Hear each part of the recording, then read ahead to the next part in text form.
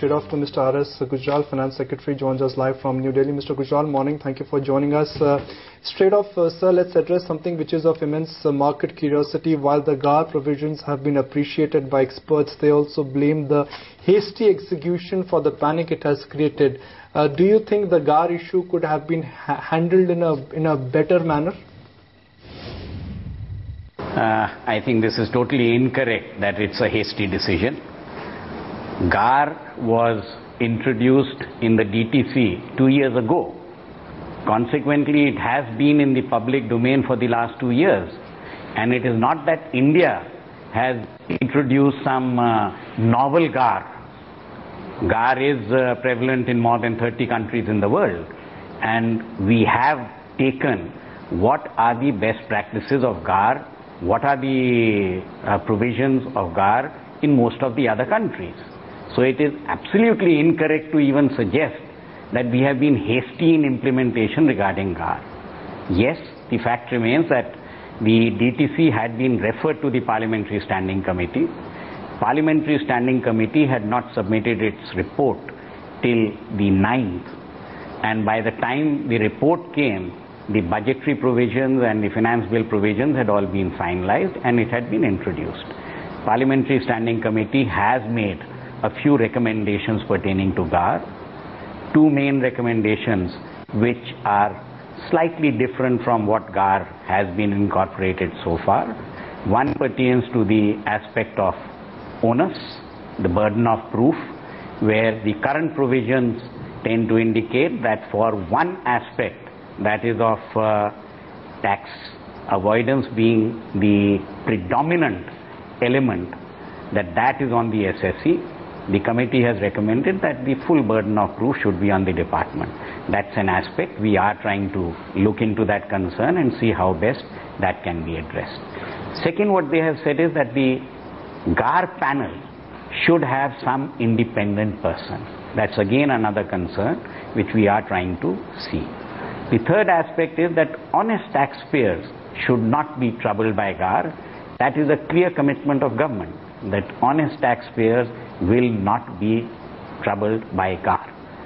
The Standing Committee has also recommended one aspect in terms of grandfathering of certain arrangements.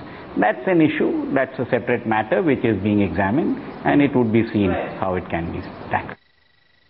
Mr. Gujral, good morning. What are the broad concerns voiced by FIIs at their meeting with you on GAAR scare, and which ones will you specifically address and how? Obviously, FIIs, like any other group, would want that there should be no tax whatsoever. So that was their first point, which of course we told them that that's not correct. The fact is that if you have a permissible arrangement, then GAAR is not attracted and it would be covered by the concerned treaty. If that treaty allows zero taxation, so be it. It will be covered only by the treaty.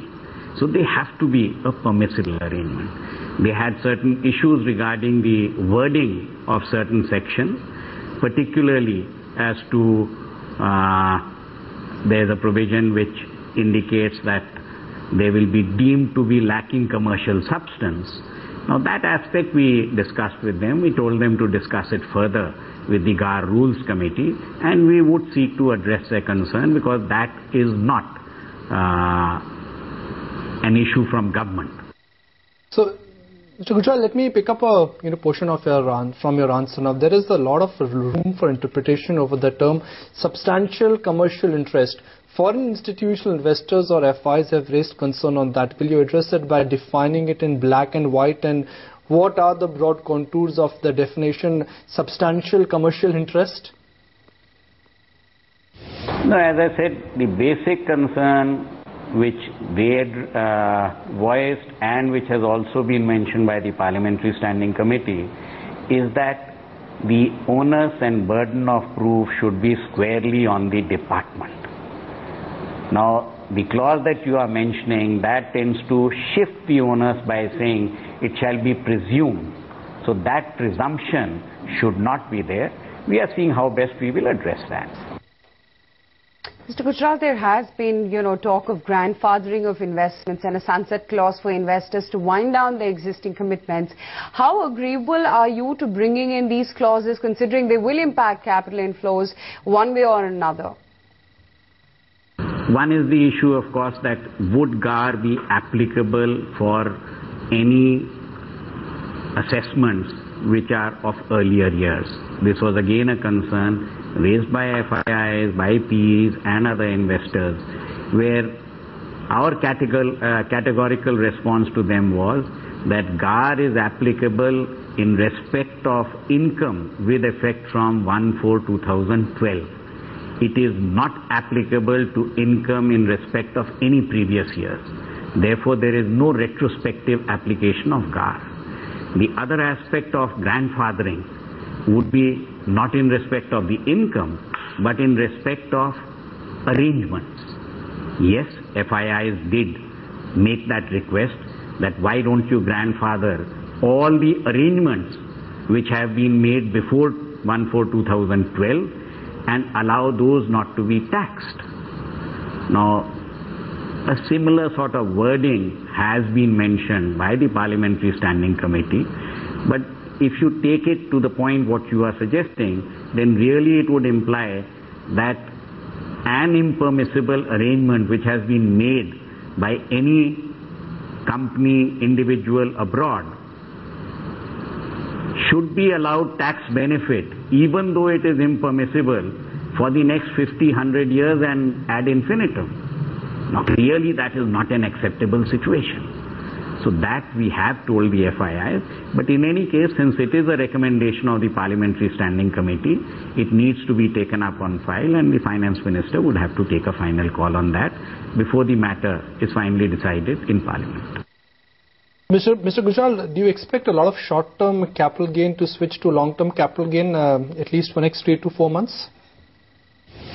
I would be very happy if that is what is happening, because honestly for the Indian economy, it would be better if instead of short-term capital gain, there is long-term investment. India is seeking investment. It's not that we are averse in any way to any foreign investments. We want to attract investment, and while the investment comes presently both in short-term fashion as well as in long-term, obviously our interest is to attract more long-term capital in terms of FDI, and if it is coming through the FIIs, we would obviously prefer if it is long-term. So Mr. Gujral, what is going to be the threshold limit for GAAR to be invoked on any entity? That threshold limit is to be prescribed in the rules. We would prescribe the threshold limit. We've had interactions with all the stakeholders, and the threshold limit would refer to the quantum of tax involved rather than any level of turnover which may be involved. Mr. Gujral, Vodafone has served India with a notice of threatening to invoke the Indo-Dutch Bilateral Investment Treaty. Do you believe this notice is a little premature? And what do you think Indian government will have to, or what do you think Indian government has to say in their defense?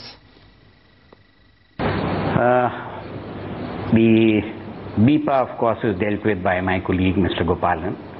He would address it when he returns from Washington. But I have had an occasion to look at the treaty. I have had an occasion to also look at their notice. The basic point, as you yourself mentioned, as of today, there is no cause of action for Vodafone. Currently, they have a Supreme Court decision in their favor. There is a proposal which is pending before Parliament. Parliament is still to deliberate on it. It is premature and presumptuous to think as to what Parliament would decide. Let Parliament decide. If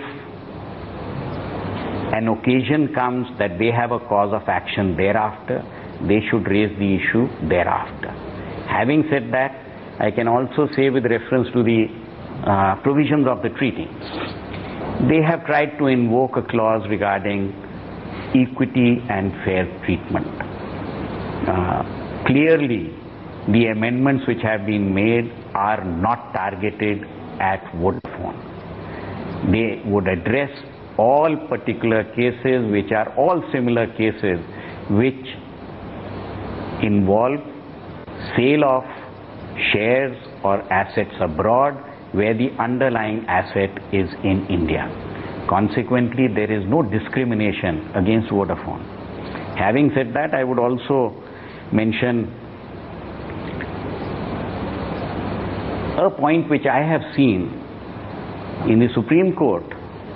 Their position had been that the transaction is only involving sale of shares of a company located in Cayman Islands, and it does not concern India. Now, in their notice, they have adopted exactly the position which Government of India had adopted before the Supreme Court. Government of India had said this is a camouflage. Actually, the transaction is a sale of business which is located in India, and in order to be covered by the investment treaty, they have used exactly the same wording, that their investment through purchase of shares of the Cayman Island company was really only to acquire the business located in India. We would need to see how far they have deviated from what they had taken the stand before the Supreme Court. So clearly, I think they don't have a cause of action today. And let me also say, there is no question of government being in a huddle to examine this issue. The matter is before Parliament. Parliament is to deliberate on it. So, Mr. Gujral, did the government tell Vodafone that the withholding tax had not been, and also in its notice, Vodafone has categorically said in a written response to the Prime Minister, that's Gordon Brown, Manmohan Singh had said that Vodafone will not be subject to retrospective laws. Is there any ambiguity in it? Let me say categorically that in 2007, the transaction really was of sale by Hutchison to Vodafone. Consequently, the capital gains tax which was made by Hutchison, and Hutchison is liable for payment of the capital gains tax. But Vodafone was the purchaser, and Vodafone was deemed a representative assessee of Hutchison. Payment was required to be made, was finally made by Vodafone in May 2007. In March 2007, the Income Tax Department had first issued a communication to both Hutchison and Vodafone and had asked them for various papers, asked them that we are looking into the matter. Prima facie, we think that the transaction would be liable to tax, and please submit the papers to us. And thereafter, within a month, an advisory was issued both to Vodafone and Hutchison, conveying to them that the Income Tax Department has determined that the transaction is liable for taxation and Vodafone is liable to withhold tax.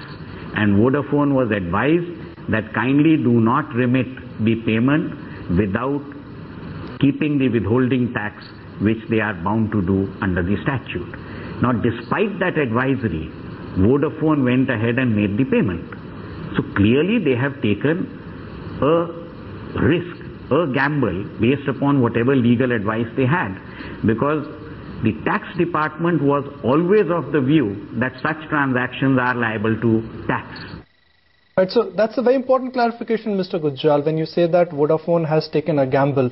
The fact that you're going on record and you've indicated that before Vodafone came to India, the judiciary and Government of India had warned them.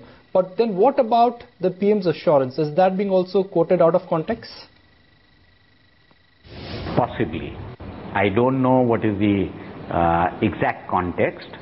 I do believe that it was that generally retrospective amendments to tax are not made.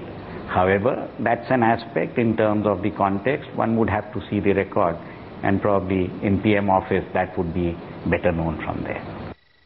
Mr. Gujral, will the government at any stage look at redialing Hajj, because the original liability was theirs? As I mentioned, the capital gains was made by Hajj.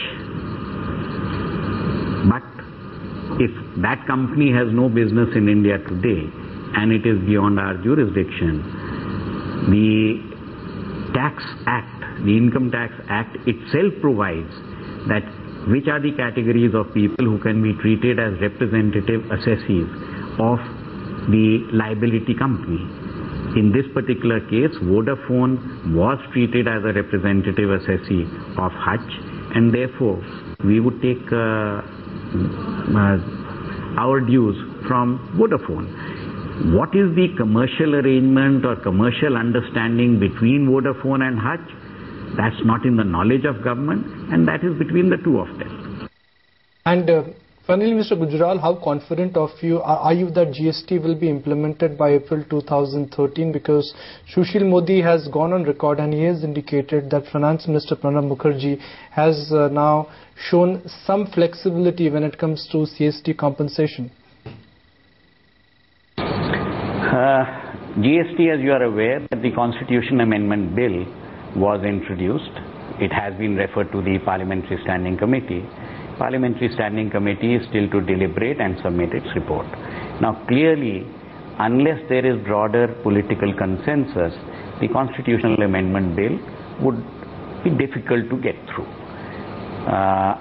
The issue pertaining to the CST compensation is directly related to the implementation of GST. When the phasing out of CST compensation was discussed in 2007 with the empowered group of state finance ministers, that time the clarity was that CST and GST are incompatible. CST is levied by the state from which it originates, and GST is leviable in the state of destination. Consequently, they are totally incompatible. And that is why it was felt that CST needs to be phased out. At that time it was decided that it is expected that GST would come in 3 years' time. Consequently, compensation for CST would need to be paid for a period of 3 years, while reducing from 4 to 3, 3 to 2, 2 to 1 and 1 to 0. At that time it was also decided that certain non-monetary measures would be taken so as to reduce the quantum of compensation. Certain products were to be removed from AED and to be transferred to states so that they could levy VAT on it. This included tobacco, it included textiles, it included sugar. On tobacco, the states had initiated, but for textiles and sugar, they were delayed. Now I understand more than half the states have initiated on textile, but that is delayed. Another non-monetary measure was abolition of Form D, where Government of India lost revenue so that the states could charge more amount, and they were saving on that account. That was agreed that that also would be used to reduce the compensation. A third major element was increase in the lower VAT rate from 4% to 5%, and thereafter from 5% to 6%.